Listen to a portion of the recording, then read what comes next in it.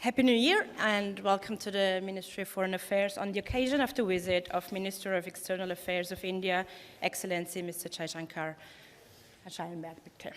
Ladies and gentlemen, Honorable Minister, dear friend, dear Jai, yesterday we could together start this year in the possibly best way, together with your charming wife, at the New Year's concert with the Philharmonic Orchestra, and it's a true privilege and a pleasure to welcome you today at the Foreign Ministry here.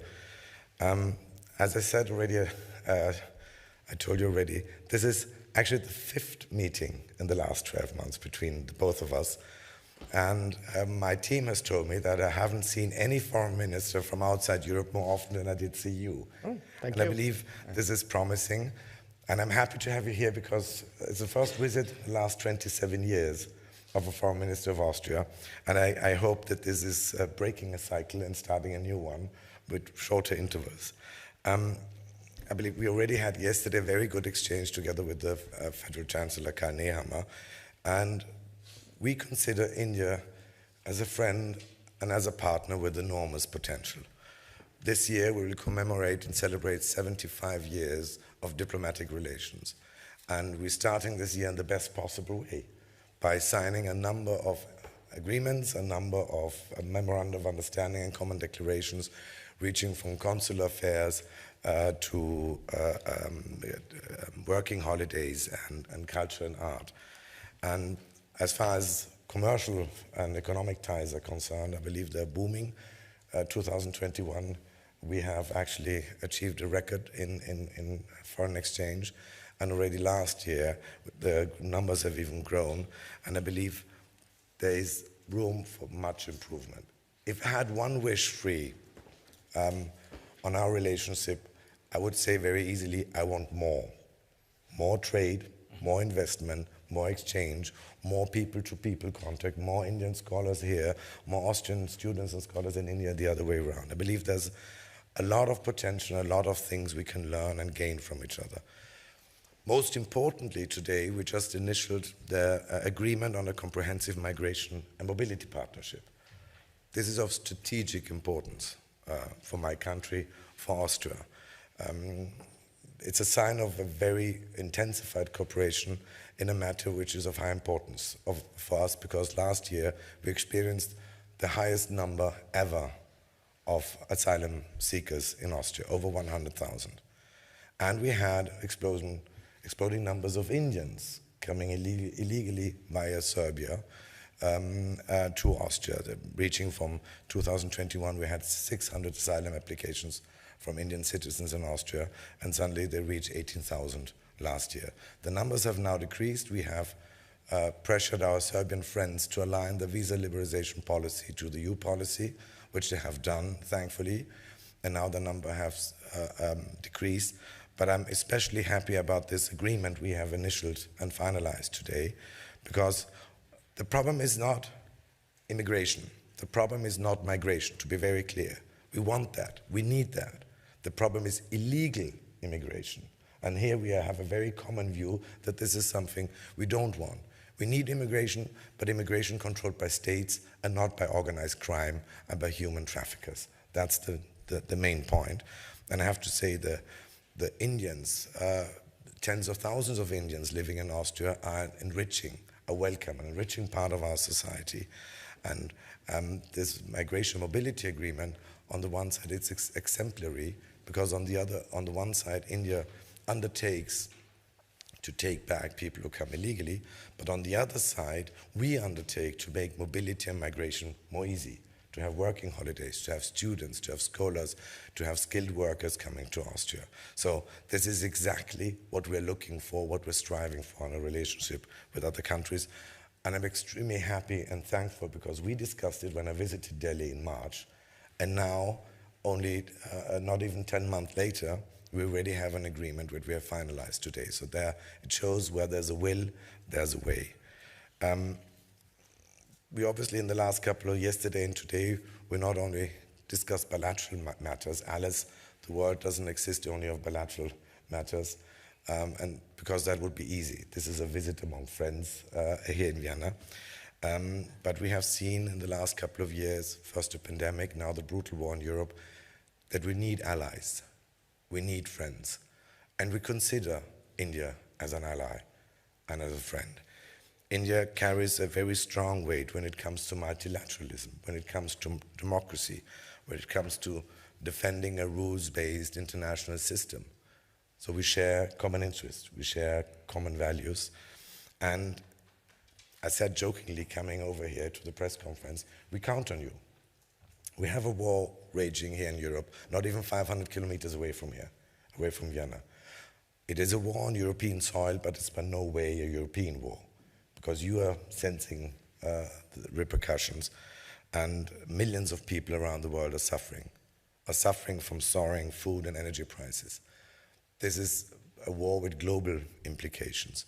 And in this respect, we count on India. We count on India as a voice of peace, as a voice of reason.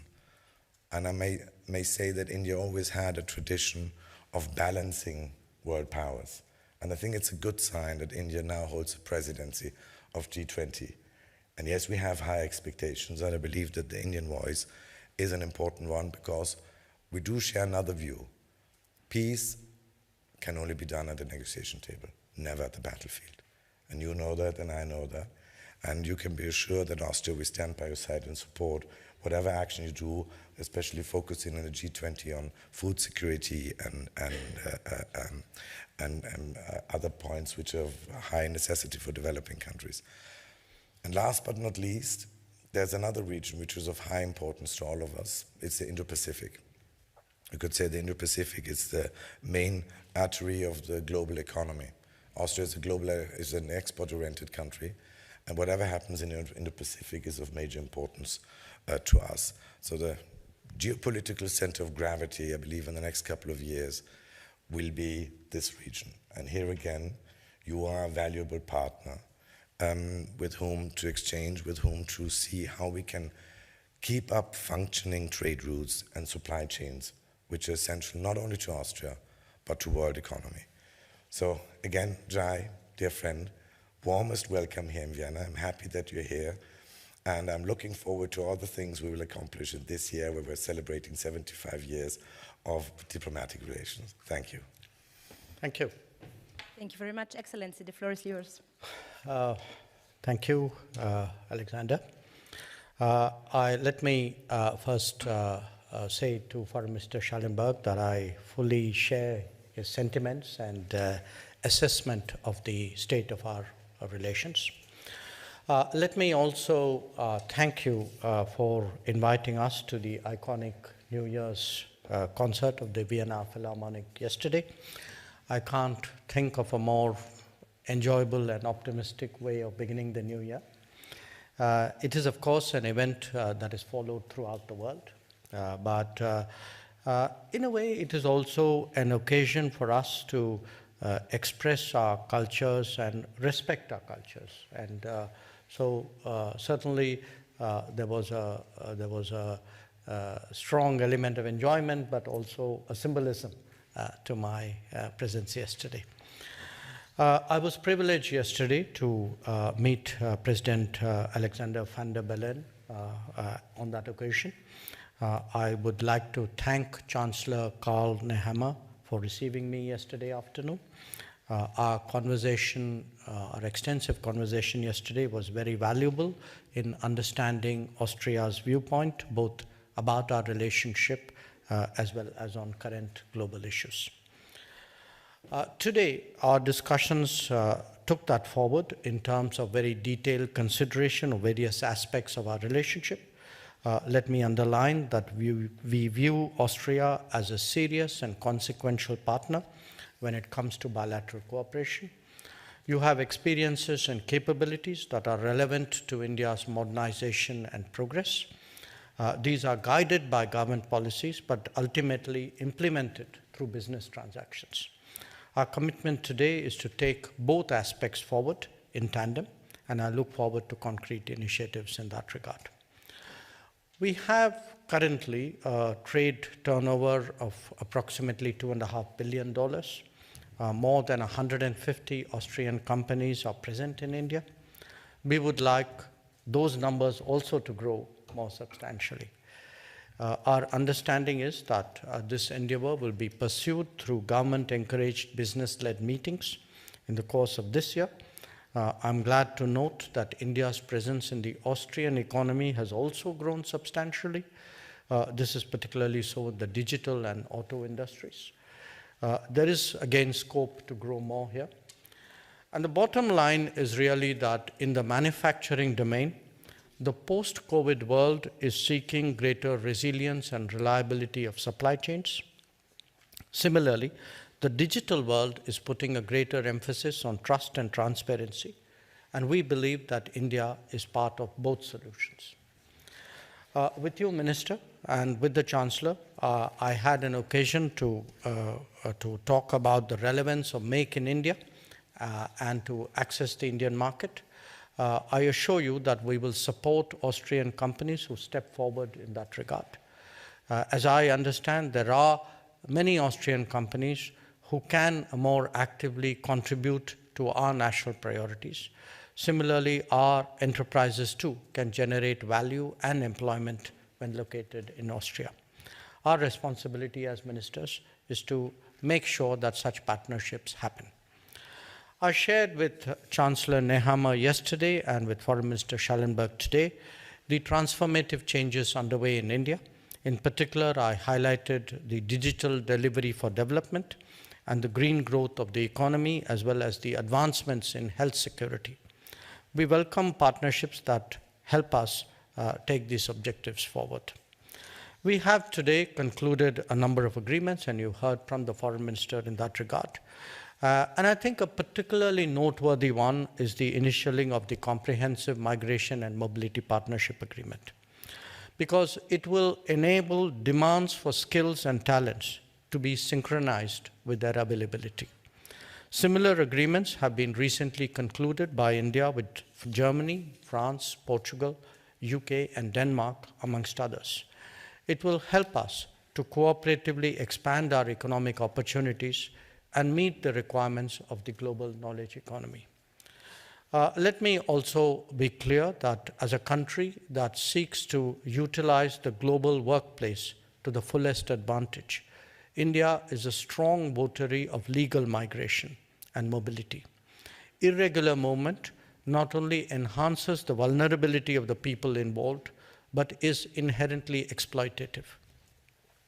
We want a fair, legal, and equal opportunity to demonstrate the contributions of Indian skills and talent. We have also today had open and productive discussions on a range of regional and global situations. By and large, I would say our approaches are similar, though obviously we are located in different regions and we have our particular compulsions. I appreciate the exchanges we've had both today and yesterday on Ukraine, on the Middle East, on South Asia, and the Indo-Pacific. They have brought out the significant convergences in our thinking. We spoke at some length on the threats to international peace and security that is posed by terrorism, including its cross-border practices, by violent extremism, radicalization, and fundamentalism. Their effects cannot be contained within a region, especially so when they're deeply connected to narcotics and illegal weapons trade and other forms of international crime. Since the epicenter is located so close to India, naturally our experiences and insights are useful to others. With regard to the Ukraine conflict, let me underline that India remains deeply concerned. We sincerely believe that this is not the era of war. Differences must be settled on the negotiating table. It is imperative that there is a return to dialogue and diplomacy. Prolonged conflict will not serve the interests of any party. My Prime Minister has been in contact with the leaders of both nations, pressing our point of view in that regard. We are also increasingly anxious about the knock-on effects of the conflict in terms of accessibility and affordability of fuel, food, and fertilizers. This is a growing concern for the Global South. Austria is an important partner for India in the European Union at a time when we seek to upgrade our relationship. We appreciate its strong support for the negotiations underway on the FTA. the investment agreement, and the geographical indicators agreement. Their conclusion will obviously have a positive impact on our bilateral economic partnership as well. We also have a strong meeting of minds on the challenges confronting the international community, whether it is pandemics or climate change, terrorism or cybersecurity. Our interests are indeed very convergent. Conversations today have surely helped to bring the requisite segments of our system together in that regard. India, as the Minister noted, has just assumed the presidency of the G20. We have also completed our current tenure as a member of the UN Security Council. As a participant in many international organizations and initiatives, we appreciate the insights that Austria provides on so many issues. Working together more closely in the multilateral domain was one of the many understandings that the Foreign Minister and I reinforced today. Foreign Minister Schallenberg and I, as he pointed out, have met 5 times in the last year. I think at least I have taken a great shine to him. There should be proof of our determination as well to take ties to a higher level. We have the fullest support of our leaderships in that regard. And once again, let me thank him for the very warm welcome, for the productive discussions, and for charting out a pathway really to take our relationship to the next level. Thank you. Thank you. I might add that we have afterwards a meeting with our Czech and Slovakian colleague. Yesterday you met the president of Bulgaria. Indeed. So your visit to Vienna also proves what I always say, that we are sort of a regional hub and you don't need to travel elsewhere, just come to Vienna. Thank you, ministers. Are there any questions? Thomas Schmidt, bitte. Thank you. Happy New Year, Minister. Micro. Thomas Schmidt, Austria Press Agency. As you have spoken about the war in Ukraine, a question to you both. Russia has discarded the most recent Ukrainian idea for a peace plan. Do you see, nevertheless, any increased willingness on both sides to engage in talks sooner or later? And more specifically to you, Minister Jaishankar, India is willing. India has stressed the importance of dialogue. And there has been recently a phone call between President Zelensky and Prime Minister Modi. Could you a little bit elaborate the position of your country? Is India willing to engage in some sort of mediating role or facilitating role once the time has come for that? Thank you. Should I? Well, okay. You know, in my opening remarks, I have laid out very clearly our position, which is that there has to be a return to dialogue and diplomacy. Now, since the conflict started in February, obviously the immediate pressures and anxieties have changed with the passage of time. In the initial weeks, a lot of that was centered for us around a very large number of Indian students that we had, more than 20,000 of them in Ukraine, and how to get them out of the conflict zone. And we did so, and we did so with also the support of all the neighbors of Ukraine. And that is also something which I would be expressing to the ministers of Czechia and Slovakia when I meet them. But what has happened now is at a big picture level, yes, we strongly press for negotiations and discussions. My Prime Minister has had a recent conversation, not just with President Zelensky, also with President Putin. This is not the first conversations he has had. They've been talking from time to time. I myself have spoken again to Foreign Ministers Lavrov and Kuleba. Now, while the larger goal is being pressed, I think the Ukraine situation also produces specific problems which need priority addressing. One example of that was, the negotiations which preceded the Black Sea grain initiative. And at that time too, this was mainly led by the Secretary General of the UN and by Turkey. And we had done our bit, including at Bali, to be supportive of that and to address some specific concerns which at that time were still open. Another issue which had come up was regarding the safety of the nuclear power plant in Zaporozhye. So that too has been a subject where, we have tried to do whatever is within our capabilities to create more stability. And I will be meeting Mr. Grossi tomorrow at IAEA headquarters. So the point which I want to make is, yes, I think there is today very strong global sentiment for ending this conflict, for getting back to negotiations. As I said, a large part of the developing world is feeling very, very painfully the escalation of prices of fuel, food, and fertilizer. So we articulate that sentiment, but also as today G20 president, I think we have a responsibility of trying to channel and capture global views in this regard and see how we can take that forward in a positive direction. May I add, from my perspective, and I said so repeatedly, it's a question of common sense, it's a question of logic. Peace is never done on the battlefield. Peace is done on a negotiation table, always. History has proven it again and again. And this war won't be an exception. But yes, it takes two sides to agree to negotiate. And one rule is clear: no negotiations about Ukraine without Ukraine. They have to be sitting on the table. And Ukraine has been putting forward a 10-point plan, which I think is interesting. I discussed it with Dmytro Kuleba at our meeting in Poland in December, and where I believe, for instance, issues like nuclear safety, you don't have to endorse all 10 points of it. You can pick out certain countries can choose one point where they want to engage. I believe this is a very smart way of approaching the issue. But yes, in the long run, we shouldn't lose out of sight the goal.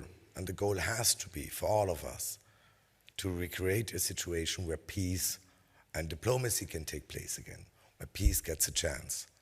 But here again, for the time being, I don't see it yet, because both sides are trying to, find decisive scores on the battlefield. And I nevertheless think it's disconcerting if on European Union level, it is for the time being not possible to include this long-term vision which we have, for instance, within the United Nations, that at the end we need negotiations to settle an agreement, to settle for peace, that we cannot even find consensus within the European Union to add these languages in our conclusions. I think this is a disturbing thing, looking at the history of the European integration. May I just add one other point? One issue which hasn't got the attention which it should is really today the shortage of fertilizers and the prices of fertilizers as a result of this conflict. So that is again an issue where we are trying to see we can work with various partners. Of course, the UN Secretary General has been taking the lead in that regard. So there are really very, to my mind, very specific, almost modular issues which can be addressed on a self-standing basis, even while we are pursuing a larger goal for peace and cessation of hostilities. Thank you. I think it's first row. Happy New Year, Alex Kofler from the Austrian Broadcasting Corporation. And if you don't mind, please, Minister Schallenberg, to answer in German for our Austrian audience. What you said before, what role can India play to restore peace and end the war maybe in Ukraine? If you don't mind. Please. Ich glaube, Indien hat eine große Geschichte auszugleichen. Es ist ein Land, das sozusagen immer wieder versucht hat, in seiner Geschichte zwischen Weltmächten einen Ausgleich zu finden. Und ich habe das sehr lange mit meinem Freund und Partner, dem indischen Außenminister, besprochen, dass ich glaube, dass eine große Rolle auf Indien zukommt in diesem Zusammenhang. Der Premierminister Modi ist einer der wenigen noch, der sozusagen regelmäßig mit beiden Seiten, mit Ukraine und mit Russland im Gespräch ist. Und da hat er auch sehr klar gesagt, etwas, was sehr wichtig ist. Er hat gesagt, this is not an era for war. Das ist jetzt kein Zeitpunkt für Krieg. Das ist nicht eine Ära des Krieges. Und hat ein sehr deutliches Signal an den russischen Präsidenten geschickt. Und ich glaube, da haben wir auch hohe Erwartungen, auch an die G20-Vorsitz Indiens, dass sie eine der Stimmen der Vernunft sein werden. Und wir brauchen Stimmen der Vernunft. Weil eines ist klar, unser Ziel muss sein, dass wieder Frieden herrscht, dass Diplomatie wieder Raum greifen kann in der Ukraine. Noch sind wir nicht so weit. Noch wird sozusagen versucht, hier im Schlachtfeld eine Entscheidung zu finden. Und wir wissen alle, dass der Krieg uns noch lange in dieses Jahr hinein begleiten wird. Aber unser Ziel dürfen wir nicht aus den Augen verlieren. Frieden wird immer am Verhandlungstisch gemacht, nie am Schlachtfeld. Und auch dieser Krieg wird keine Ausnahme sein. Thank you very much. And maybe I said the same thing. could you repeat your statement from your speech? Like, why is it so important that close ties between India and Austria? Thank you. Also ich glaube, Indien ist ein sehr wesentlicher Partner und ein Freund von Österreich. Indien ist die weltweit größte Demokratie. Wir haben einen sehr ähnlichen Zugang zum Multilateralismus, zur Verteidigung des wertebasierten Systems. Und ja, wir haben momentan eine Situation, wo vieles sozusagen im Fluss ist, in Frage gestellt scheint. Wir haben jahrzehntelang gute Wirtschaftsbeziehungen gehabt mit Russland und Belarus und anderen Staaten. Und die scheinen jetzt mit einem Fragezeichen versehen. Da kommen natürlich plötzlich Staaten wie Indien sehr viel mehr in den Fokus. Momentan ist Indien noch nach China, Japan und Korea der viertgrößte Handelspartner. Aber ich glaube, dass hier ein großes Potenzial für mehr besteht. Es ist ein aufstrebendes Land und wir haben sehr viel auch kulturell voneinander zu profitieren. Und ich sehe da auf allen Bereichen, sei es von Wissenschaft, Wirtschaft, Kultur, ein großes Potenzial. Heuer feiern wir 75 Jahre diplomatische Beziehungen und wir haben eigentlich einen Höhepunkt. Wir haben uns 5-mal getroffen in den letzten 12 Monaten, einen intensiveren Rhythmus hat es nie gegeben und wir schauen, dass wir vielleicht heuer entweder einen Besuch von Premierminister Modi nach Wien oder vom Bundeskanzler Nehammer nach Delhi, dass wir auch dieses Jahr wirklich auch gemeinsam begehen und hier vor allem auch im Wirtschaftsbereich und im technologischen Austausch neue Wege finden. Und noch einmal, Indien ist auch im multilateralen Bereich in der UNO ein ganz wesentlicher Partner für uns, ein strategischer Partner. Und es ist daher ganz klar in unserem Interesse, dass wir diese Beziehungen weiterhin ausbauen. Thank you very much. We have time for one more question, if there is one. I don't see any. I got the broad. Oh, I see one question. Well. Antonia Ebner, Broadcaster Service TV. I have an off-topic question, so if I may ask you, Minister, to answer in German as well. Frankreich, Deutsch. I have a visit from the No, please. Go ahead. Yeah. Es geht um die Corona-Tests, die die USA, Frankreich zum Beispiel eingeführt haben für Einreisende aus China. Ist das in Österreich auch vorgesehen? Warum nicht? It's on the Chinese. Yes. Also ich finde es begrüßenswert, dass China jetzt endgültig und endlich lockere Schritte vorgenommen haben. Es hat sich erwiesen, dass die Zero-Covid-Policy, die sie verfolgt haben, desaströs war, langfristig. Und auch, dass autokratische Regime offenbar länger brauchen, Lernkurven hinzulegen. Aber sie haben sie jetzt gemacht, sie haben jetzt lockere Schritte gesetzt, das ist wichtig.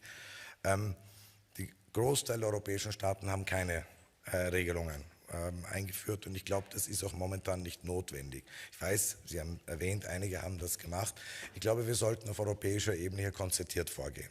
Wir sollten vermeiden, dass was manchmal geschehen ist im Jahr 2020, 2021, ein Fleckerlteppich an Regelungen. Ich würde also sehr dafür plädieren, dass die Gesundheitsminister auf europäischer Ebene sich schnell zusammenfinden und hier einen gemeinsamen Zugang finden. Wir von österreichischer Seite, mein Verständnis ist, dass wir solche Schritte momentan bilateral nicht für notwendig erachten. Thank you very much. Thank you, Ministers. Vielen herzlichen Dank auch für Ihr Kommen.